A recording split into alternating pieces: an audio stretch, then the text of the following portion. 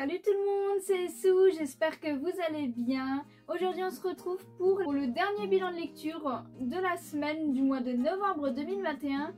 Et cette semaine j'ai lu 11 mangas, du coup on va commencer tout de suite avec le one-shot Les aventures de Tom Sawyer. Mais le résumé juste ici, c'est édité chez Nobinobi. Le 28 avril 2021, c'est un Kodomo et c'est également un one-shot. Donc voilà, Tom Sawyer, c'est un dessin animé que je regardais quand j'étais petite, que j'aimais beaucoup. C'était un plaisir pour moi d'acheter ce tome-ci et de redécouvrir un petit peu l'univers de Tom Sawyer. Alors, Tom Sawyer, c'est tout de même assez enfantin, hein. Je pense que ça peut en gêner certains. Ça vise un petit peu un public assez jeune, même s'il y a quand même certaines choses un petit peu matures. Tout de même une aventure très agréable à suivre. Prendrait n'importe qui nostalgique. On passe vraiment un bon moment à suivre les jeux, l'imagination de Tom Sawyer et ses amis, et c'est vraiment un petit plaisir à lire. Voilà, en plus c'est juste un one shot, donc je suis contente de l'avoir dans ma collection, ça fait toujours plaisir. Les dessins sont assez classiques en soi, hein. Mais ils ne sont pas vilains. Voilà, c'est assez simple, surtout, mais ça reste joli. J'ai enchaîné du coup avec son petit confrère, Les aventures de Huckleberry Finn. C'est un personnage qui apparaît dans l'univers de Tom Sawyer et qui a du coup son propre univers, et du coup les deux se croisent, on va dire. Mais contrairement aux aventures de Tom Sawyer, les aventures de Huckleberry Finn, c'est quand même bien plus mature. Ça aborde vraiment des sujets très compliqués, très sensibles de l'époque, notamment l'esclavage ou pas mal d'histoires de meurtres, de clans et de bandits. C'était vraiment sympa. Ce one-shot est un petit peu plus grand. D'ailleurs, si vous voulez connaître le résumé, je vous mets le résumé juste ici. C'est également édité chez Nobinobi le 28 avril 2021, ils sont sortis en même temps. C'est également un Kodomo et bah voilà, comme les aventures de Tom Sawyer, c'est un one shot. C'est agréable à lire et qui a du coup un certain contexte historique. Donc voilà, il y a certains passages qui sont assez dérangeants à lire à l'heure actuelle.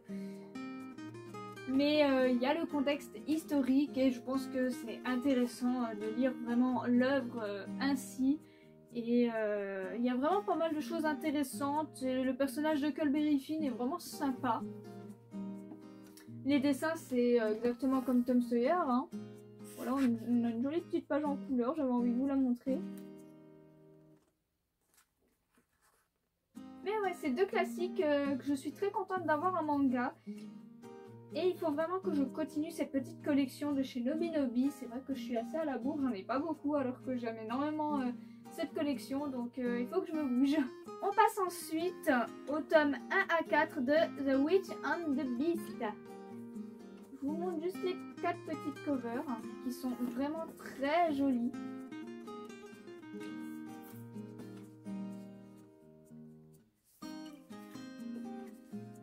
Et autant vous dire, je pense que c'est en train de devenir un petit coup de cœur. Je vous mets le résumé du tome 1 juste ici. Du coup, c'est édité chez Pika le 5 mai 2021 à Seinen et l'œuvre est toujours en cours. Le tome 5 sortira le 2 février. Et franchement, ce manga, c'est une pépite. L'histoire est plutôt originale, c'est aussi rempli de mystères. Surtout en ce qui concerne le personnage de Guido, on ne sait pas trop d'où il vient encore. La façon dont il a été maudit, pourquoi, qu'est-ce qui s'est passé.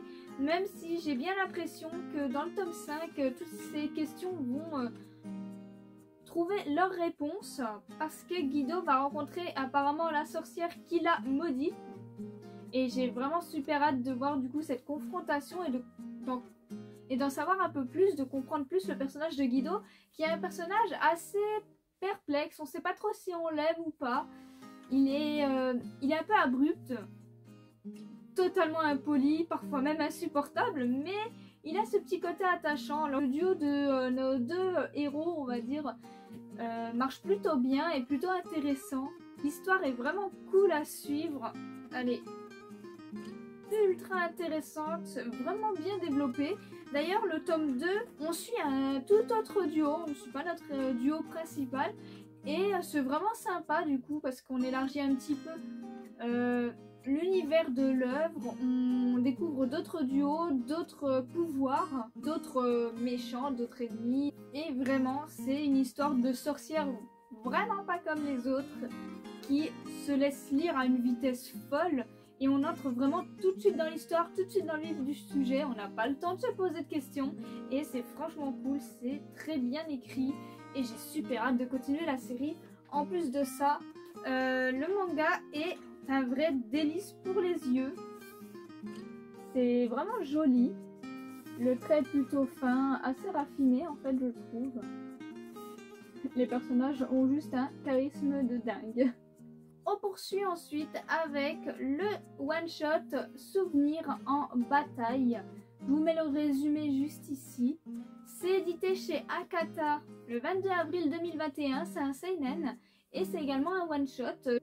On va vraiment suivre notre héros et sa mamie qui va petit à petit prise de démence sénile, et on a notre héros qui se sent complètement dépassé par la situation, qui ne sait pas quoi faire, qui ne sait pas comment réagir, qui a honte aussi du regard des autres, avant de se remettre à chaque fois en question en disant qu'il est horrible, qu'il est répugnant. C'est même parfois ses proches qui vont le prévenir qu'il réagit vraiment trop mal. Et c'est un manga autobiographique et c'est d'autant plus touchant, assez compliqué, hein, il faut pas se mentir. S'occuper d'une personne atteinte de démence, c'est très très compliqué. Alors je n'ai jamais eu affaire à cette situation, mais quand je vois à quel point l'auteur a été dur avec lui-même, je pense qu'on peut pas juger en fait, parce que je ne sais pas comment on pourrait réagir à sa place. Il y a des fois où c'est vraiment compliqué, il y a des fois où ça fait peur, il y a des fois oui, même si c'est une personne que tu aimes énormément, tu es presque obligé d'avoir peur du regard des autres. C'est humain en fait, c'est des réactions humaines, l'humain est parfois répugnant, parfois égoïste, et c'est comme ça. L'importance finalement c'est de s'en rendre compte et d'essayer de se remettre parfois en question, ce que fait plutôt souvent l'auteur en fait au fur et à mesure à chaque situation. C'est vraiment une lecture qui est touchante, qui est émouvante, qui est dure à lire aussi. Ça fait mal au cœur en fait de suivre cette histoire, de voir cette grand-mère sombrer petit à petit, et de voir notre héros tantôt faire de son mieux, tantôt être assez répugnant dans sa façon de parler et dans sa façon d'agir. Mais on ne peut pas lui en vouloir en fait, et c'est terriblement triste, et en fait les deux souffrent de la situation finalement. Il y a des passages mignons et franchement j'ai juste été emportée à fond dans cette petite lecture, dans ce petit one shot. Je trouve que c'est une bonne expérience. Pour les dessins c'est vraiment classique, hein. C'est vraiment pas incroyable, hein. Les traits sont parfois assez vilains, mais en fait le style est assez intéressant. Vous voyez, il y a certaines pages comme ça qui dégagent vraiment quelque chose. Vous voyez, il y a ce genre de planches qui sont assez intéressantes, même si c'est pas magnifique. En bataille, je trouve que c'est vraiment très très intéressant. C'est une expérience vraiment à lire et à posséder dans sa mangatech, je trouve. Peut-être à personne que ce genre de situation arrive. L'avant-dernière lecture, on va parler de Coma héroïque dans un autre monde, avec les tomes 2, 3 et 4. Alors Coma héroïque dans un autre monde, le tome 1 m'avait énormément plu et ça avait été un coup de cœur. On avait cet oncle qui s'était retrouvé du coup dans un monde d'heroic fantasy, on va dire, et 17 ans plus tard il se réveille de son coma et du coup revient dans le monde réel, dans notre monde, mais il a gardé ses pouvoirs. D'ailleurs il a des pouvoirs de fou, et il va se mettre à vivre avec son neveu, qui au départ le croit pas, mais au final petit à petit il va être à fond dedans. Il va lui raconter du coup ses aventures. Hilarant, l'oncle c'est vraiment un gros geek qui est totalement dépassé, hein, parce que il a il a vraiment pas connu du coup le boom des années 2000. Donc il y a plein de choses qui sont apparues qu'il ne connaît pas ou des choses qui ont disparu, comme malheureusement Sega, qui était l'amour de sa vie, littéralement. Lui, il essaye toujours de se racheter ses vieilles consoles, genre les Mega Drive et tout. C'est vraiment super drôle. En plus, l'oncle, il est vraiment bête. Il comprend absolument rien à l'amour, aux relations humaines.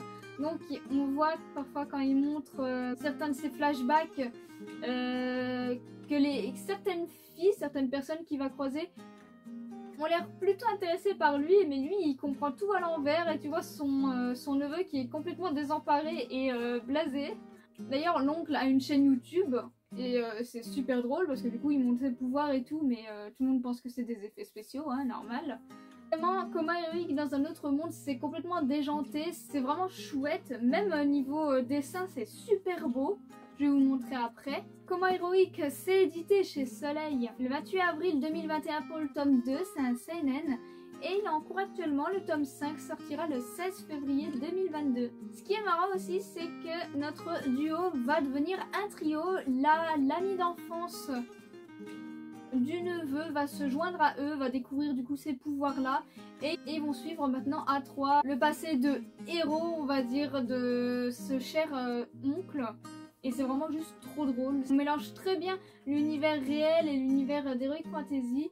Et c'est vraiment marrant. En plus, on a des petites infos comme ça de l'époque ou maintenant ou sur des objets assez anodins.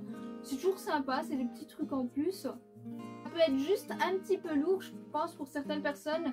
Notamment, je pense, le fanatisme de l'oncle pour Sega.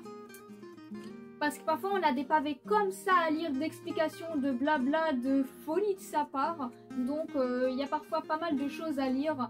Et si vraiment on n'est pas à fond dans le délire, ça peut peut-être saouler parce que ça arrive assez souvent. Mais moi personnellement j'aime bien, ça me fait rire.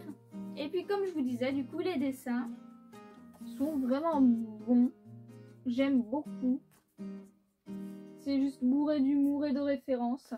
Vraiment c'est une œuvre que j'adore.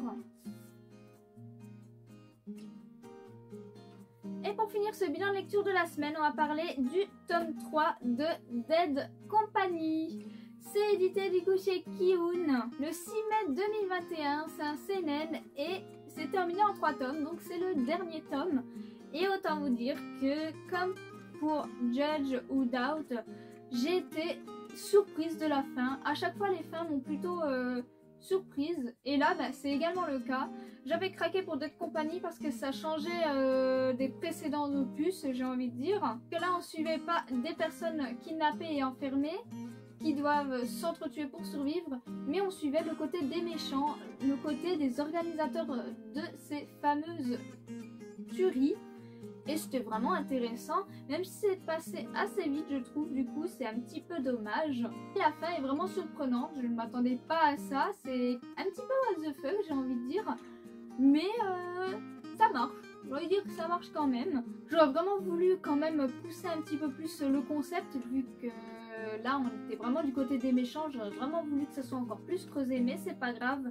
Le manga fait son taf, c'est intéressant. Du début à la fin, vraiment passer un bon moment. Après les dessins ne sont pas incroyables, hein, ils sont assez identiques aux autres œuvres. Donc c'est pas magnifique, mais ça passe. Voilà. Donc si vous avez aimé Judge ou Doubt, bah, je vous conseille quand même cette petite série. En plus elle fait que 3 tomes et écoutez c'est sympa d'aller du côté des méchants et de voir un petit peu leur organisation et comment ça marche, même si on aurait bien voulu vraiment connaître, je pense, source, la base, le commencement de tout. Mais c'est pas grave, hein, on va pas être trop gourmand, c'était quand même très sympathique à lire. Sur ce bilan de lecture est terminé, j'espère que la vidéo vous a plu. N'hésitez pas à me suivre sur Instagram pour suivre toutes mes reviews que je publie tous les jours ou presque sur tous les mangas que je vous présente. N'hésitez pas à me dire également vos lectures de la semaine en commentaire, si nous avons des lectures en commun ou non. Et sur ce, bien passez une bonne journée.